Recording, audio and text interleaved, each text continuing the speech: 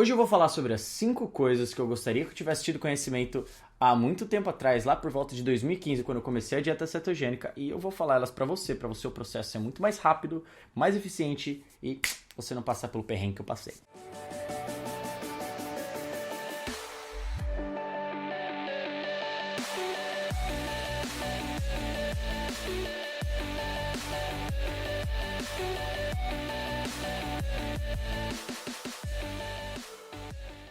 Bom, meu nome é Rodolfo e, pra quem não sabe, eu sou diabético tipo 1 e a dieta cetogênica completamente mudou a minha vida. Depois de ter passado por milhares, não milhares, né? Ninguém passa por 1000 médicos, mas depois de ter passado perto de uns 30, 40 médicos em toda essa minha jornada de querer resolver a diabetes e arrumar a glicemia, que nunca ninguém conseguiu resolver, eu tomei alguns rumos por conta própria. Eu ouvi sobre a dieta cetogênica e falei, vamos lá, vamos tentar, já que ninguém conseguiu resolver meu problema. E durante todos esses 5 anos de processo de aprendizado, erro e acerto, tem algumas coisas que eu gostaria de compartilhar com vocês, justamente para quem estiver começando a dieta cetogênica e não quer cometer os mesmos erros que eu cometi, fazendo que o seu processo de resultados aconteça de maneira muito mais rápida e sem passar pelas coisas que eu passei. Seja o seu objetivo para perder peso, para ter uma vida muito mais saudável, ou para ajudar a reverter sua diabetes tipo 2, ou para simplesmente tomar controle da sua vida. Antes de eu começar, vai ajudar muito se você der um like no canal ali embaixo, dar uma joinha e ativar o sininho da notificação e também se inscrever no canal se você já não é inscrito.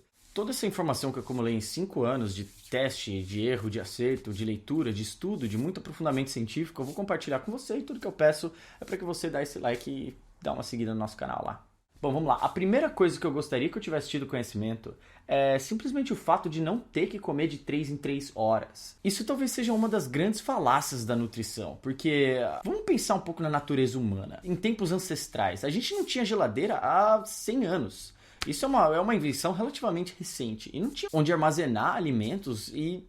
Cara, quando a gente matava um animal para poder comer, a gente simplesmente comia o máximo que podia comer do animal ali e já era, cara. Acabou. Não tem mais essa. Não tem como você levar pra casa, não tem como, porque tem como colocar nos saquinhos Ziploc, não tem como fazer nada disso. Então, assim, o corpo humano foi feito para momentos de grande abundância de alimentos e momentos de grande escassez. O nosso metabolismo, ele funciona melhor dessa maneira. Essa coisa que o pessoal fala, que até muito profissional da saúde fala, de que comer de 3 em 3 horas vai estimular seu metabolismo, muito pelo contrário. A única coisa que você está estimulando é a sua insulina, dando pico diversas vezes ao dia e não deixando que o seu corpo queime gordura. Porque a insulina é um hormônio anabólico. Toda hora que a insulina estiver em alta no seu corpo, a sua queima de gordura, a sua oxidação de gordura vai estar lá embaixo ou inexistente. Então, se estimular a insulina o tempo inteiro, já era. Você não vai queimar gordura da maneira que você quer. E acredito que muita gente já ouviu sobre jejum intermitente. O jejum intermitente, basicamente, o que faz é imitar os nossos tempos ancestrais, da maneira que o nosso corpo foi construído para comer.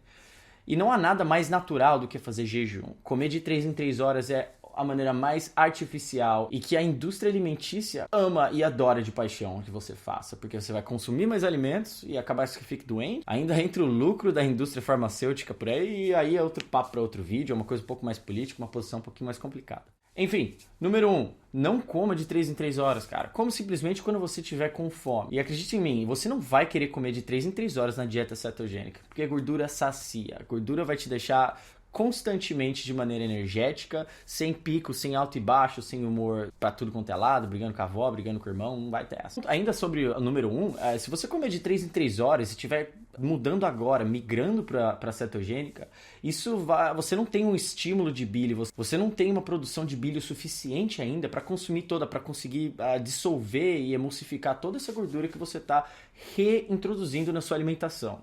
Então o que pode acontecer é náusea, enjoo. Então a melhor coisa que você vai fazer de começo, não precisa entrar de cara no jejum intermitente, uma coisa de cada vez. Mas é legal que você pelo menos faça umas 12 horas de jejum, que não é nada muito complicado de fazer. Come até umas 8 horas da noite. Se você acordar 8 horas da manhã no dia seguinte, tá ótimo. Sua janta foi às 8 da noite, você foi dormir às 10, 10 e meia, talvez 11, o que seja meia-noite. Das 8 da noite às 8 da manhã são 12 horas. Aí você vai sentindo as coisas um pouquinho mais devagar. Se eu soubesse disso do começo, eu teria evitado muito estresse que eu causei pro meu corpo, muito enjoo que eu tive no começo e não sabia por quê. Eu quase desisti da dieta por causa disso, sem ter a informação suficiente de que o corpo precisa dessa adaptação. E utilizar os métodos da dieta tradicional, que é comer de 3 em 3 horas, com a dieta cetogênica não faz sentido. Se a gente vai arrumar uma coisa, vamos arrumar tudo. A segunda coisa que é super importante, talvez para quem esteja um pouquinho mais avançado já na dieta cetogênica, é não ter medo de gluconeogênese. Gluconeogênese é quando o próprio corpo produz glicose através de outros macronutrientes. Por exemplo, existe um certo medo da comunidade cetogênica, principalmente para as pessoas que malham ou estão querendo ficar em cetose o tempo todo, de que se você consumir muita proteína, o seu corpo vai transformar essa proteína em glicose e, consequentemente, vai te tirar de cetose, porque o aumento de glicose no sangue tiraria você, teoricamente, de cetose. Acabaria com a produção de corpos cetônicos. Acontece que a gluconeogênese é um processo muito custoso e ele simplesmente acontece sob demanda. Ele não é pelo fato de que você comeu mais proteína hoje que seu fígado vai produzir mais glicose. Ele só vai produzir glicose para suprir algumas partes do nosso corpo, alguns órgãos que unicamente utilizam glicose. Esse é o caso das células do sangue, por exemplo. O cérebro, muita gente acreditava, a comunidade científica acreditava que o cérebro usava unicamente glicose. Mas a gente já sabe que na presença de corpos cetônicos, o cérebro funciona muito melhor utilizando o hidróxido butirato, que são os corpos cetônicos, do que a glicose em si. Ele produz mais energia, por isso que dá mais capacidade cognitiva. E isso, eu vou até linkar o estudo lá, é sobre a dieta cetogênica sendo utilizada para crianças com epilepsia. O funcionamento cerebral é muito melhor, é muito mais eficiente, e, consequentemente, cessa todas as crises de epilepsia que essas crianças tinham. Então, até hoje é tratada, mas então a dieta cetogênica não é nada de hoje, ela sempre existiu, na realidade é a maneira mais ancestral de se comer. Bom, enfim, não ter medo de gluconeogênese, pode comer proteína à vontade, quer dizer, não tanta vontade que também não faz muito bem, mas principalmente para quem malha, para quem é atleta, pode mandar ver na proteína, não tenha medo de gluconeogênese, que ela é sob demanda, ela não acontece pela quantidade de proteína que você está comendo. 3. Bora picar esse dedo aí, cara, que a gente precisa fazer teste para saber onde você tá na dieta cetogênica. Por que eu falo isso?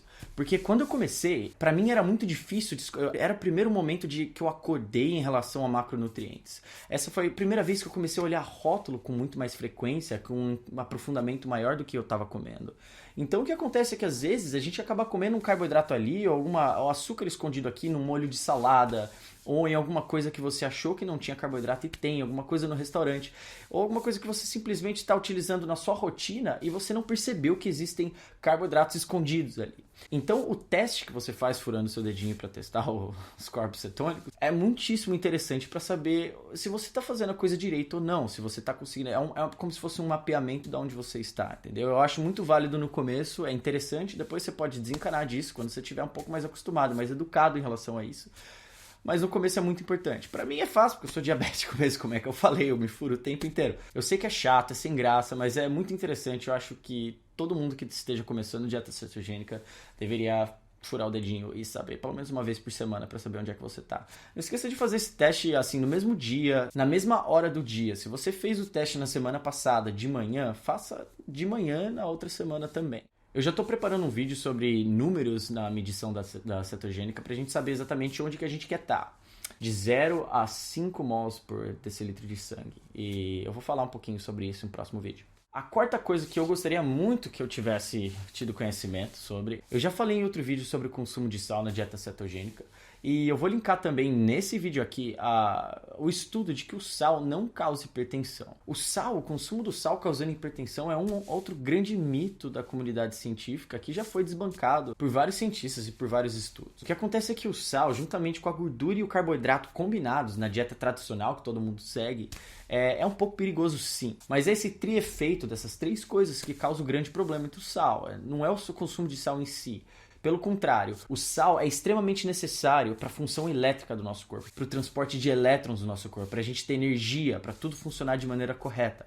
E na cetogênica, como você vai muito ao banheiro pelo desinchaço e pela retenção de líquido tá indo embora, você acaba vai junto todo esse sal que você tinha no corpo. E se você não consumir o sal com um pouquinho menos de medo e consumir um pouco mais do que você consumia antes, você vai ter problemas como fadiga, como algumas câimbras musculares, isso acontece. E já que a gente está entrando numa dieta diferente, qualquer coisinha desse tipo desencoraja. Então consuma sal sem medo, vá com vontade, não ligue para o que você ouviu sobre o sal e hipertensão, vou colocar o link aqui embaixo para você dar uma lida. Eu sei que é inglês, eu sei que o estudo é inglês, mas a maioria das fontes sobre a dieta cetogênica ainda são em inglês, tem muito pouco aqui no Brasil, mas é só colocar no Google Tradutor que dá certinho, você consegue entender, beleza? E a quinta e última dica que eu dou, que eu gostaria que eu tivesse outra visão sobre, Em relação a carboidratos. Gente, carboidrato não é um inimigo, não é nada desse tipo. O carboidrato tem seu papel fundamental na dieta do ser humano. Claro que tem. Só que o consumo de carboidrato, na nossa história, sempre foi sazonal. Sempre foi... Nunca existiu carboidrato em abundância o ano inteiro. E nunca foi um alimento em abundância em geral, porque não se achava uma árvore ou uma colmeia de mel ou frutas disponíveis o ano inteiro. O alimento base da alimentação humana em toda a nossa história sempre foi produtos animais, alimentos de origem animal. E como eu já falei em outro vídeo, o carboidrato com a gordura, essa combinação das duas coisas, que é a base da nossa dieta de hoje em dia, isso só existe no leite materno de maneira orgânica. Não existe nada no planeta que tenha essa combinação dessas duas fontes de energia em abundância como produtos processados contêm. Porém, o carboidrato em si não é vilão. Ele tem a sua função natural do corpo, que é de energia rápida para uma situação de estresse ou para se você estiver fazendo um treino HIIT ou alguma coisa desse tipo, vai ser muito útil. Só que depende do seu nível de atividade. Se você é uma pessoa sedentária, está simplesmente fazendo a cetogênica agora e acha que pode comer 100, 200 gramas de carboidrato, você não pode, porque você não tem um nível de atividade o suficiente para consumir esses carboidratos que você está comendo. Agora, uma pessoa mais ativa, uma pessoa que vai para academia 5, 4 vezes por semana, pode elevar um pouquinho o consumo de carboidrato, principalmente à noite, porque existe algo chamado triptofano. O triptofano produz serotonina, que ajuda a gente a dormir. E o carboidrato consumido à noite estimula a serotonina através do triptofano. Então é uma boa ideia, se você for um atleta ou se você praticar atividade física constantemente, jogue seus carboidratos para a noite. Isso é uma coisa muito importante que, se eu soubesse, eu teria aliviado grandes estresses que eu passei sobre treinar e me sentir fraco. Existem estratégias cíclicas e pontuais que a gente consegue fazer na dieta cetogênica que elimina quaisquer problemas que a gente possa ter, ou a gente vai adaptando e melhorando conforme vai tendo um pouco mais de aprofundamento em literatura médica, um pouquinho mais de conhecimento sobre o assunto. Então eu estou compartilhando isso para você justamente para você ir no corte de caminho e pular todos esses erros. Uma coisa importante também, se você está começando a dieta cetogênica, é bom você cortar o carboidrato para abaixo de 50, porque existem fatores psicológicos em relação a isso também. E não é legal você ficar pensando nesses 50 gramas de carboidrato que você vai poder comer um pedacinho de pão, alguma coisa assim. Não é isso. Essas 50 gramas para você que está começando, é simplesmente 50 gramas que vão estar inclusas nos seus vegetais, e, sei lá, nos seus mirtilo, que chama, blueberry, outros tipos de folha, ou alguns carboidratos aqui, outros ali que estão inclusos em alguns produtos que já são cetogênicos, em alguns produtos que têm alguns carboidratos ali guardados. E para quem ficou até o final do vídeo, vou dar um bônus número 6 aí. O número 6 é: tome cuidado com as suas calorias, gente. Assim, a dieta cetogênica não é focada em calorias em si, a gente foca no processo hormonal da situação.